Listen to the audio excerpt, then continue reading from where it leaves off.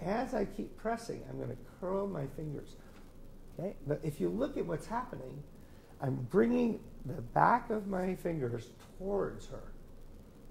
Okay? I'm not doing this. You see the difference? Okay, so here, I'm leaving the hand still and curling the fingers. That's not what I'm doing. What I'm doing, my fingers are there, and as I curl, it's bringing, watch me, it's pulling me towards her. That's pushing in and curling just the tips of my fingers creates a hooking action. So I am hooked into the muscle, into the belly of the muscle there. You can see the back of my hand's flat. Okay? Now, I'm not using a whole heck of a lot of weight to do this. Okay? And the stiffer the person's muscles are, the more direct, slower, and softer you have to be. So this is 90 degrees to the fiber of the muscles. You can see here I'm circling around something. Yeah? This is the kind of circle that I'm asking you to make. Is now I'm taking one place, and I'm holding the same part of Patrick's shirt, and I'm actually between his ribs, and I'm taking that place in a circular trip. That's what you want to do. This is not, you're not circling around something, but you're taking something for a bit of a circular trip.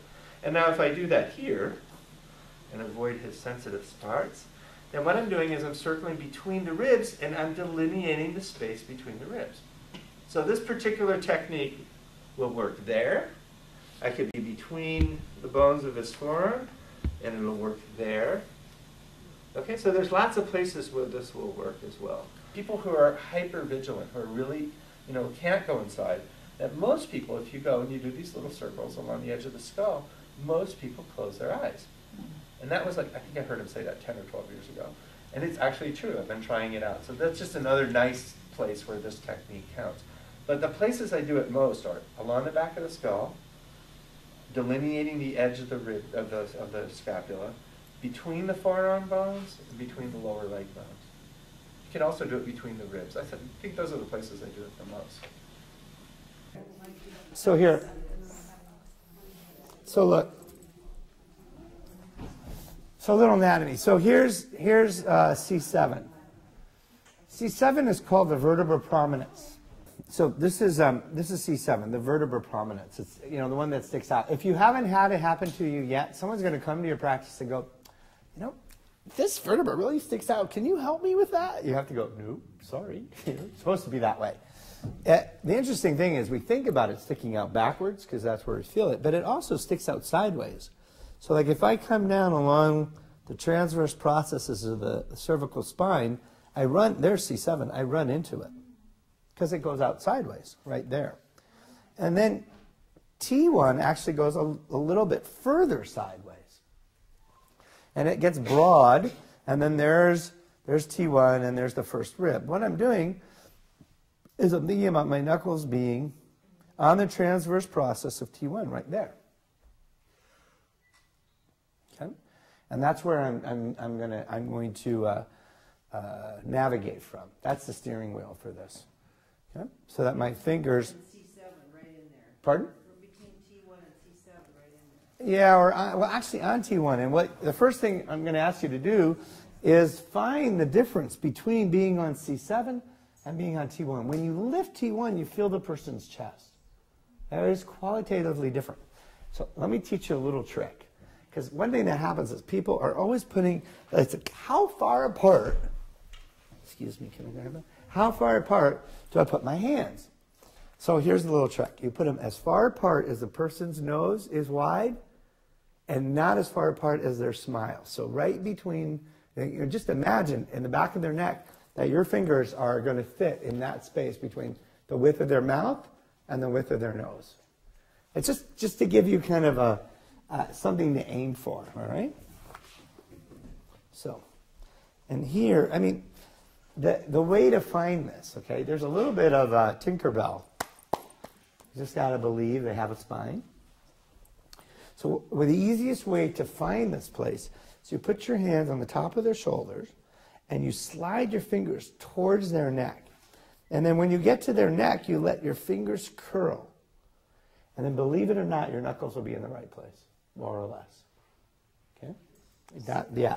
But you don't send the knuckle out by itself, because then you're going to push against it. It'll be too much. You want to have your whole hand there. So I'm at the top of the shoulder, sliding along the top of their blouse or shirt. When I get to the line of their neck, I just let my fingers curl and come under. And that's it. It's really pretty easy. And then you have to find the place. And what's interesting is your knuckles are looking for a little hollow. There's a hollow right there where your knuckle will fit. And if not, if you're pressing on a bump, the person's going to feel it. It's bumpy. So again, I'm going to come by and do it so the person lying down can tell you if you're on or not. And then, again, your elbows really have to be out towards the end of your thighs, not on the middle, right? And then you're going to do these teeny movements. Lift one side, lift the other, slide one way, slide the other, lift both sides, bring both sides back. That's really it. So you're looking at, that same evaluation we did of the cardinal planes. This is the micro version, the nano. I'll be really modern, the nano version, the micro nano version. Okay. So would you like to just try this with each other? Okay. Well, I was starting to kind of find this pattern of ease and follow it, and then I decided to kind of to non-differentiate. So I'm a little bit. But what you were doing there is you were moving his arm and his shoulder until this came along, and then you were moving that, right? Right. And then now that you've got them together, now you could keep them undifferentiated for a few moments. Yeah, and then play with the differentiated them separately. But I think there's something there that you're zooming through that moment of going back and forth between differentiated and undifferentiated. And the thing is that when I'm doing, like, even just this movement here, I'm feeling his shoulder moving, but I'm really feeling the solidness of this, so that I'm thinking about how his shoulder's moving around his rib cage. So this hand's a part of what I'm attending to. And I had that feeling that I wasn't there in a way. Right? Yeah, so that you could really feel, like, I'm feeling his rib cage and his spine from this hand while I'm moving the shoulder around it. There you go, okay? Cool.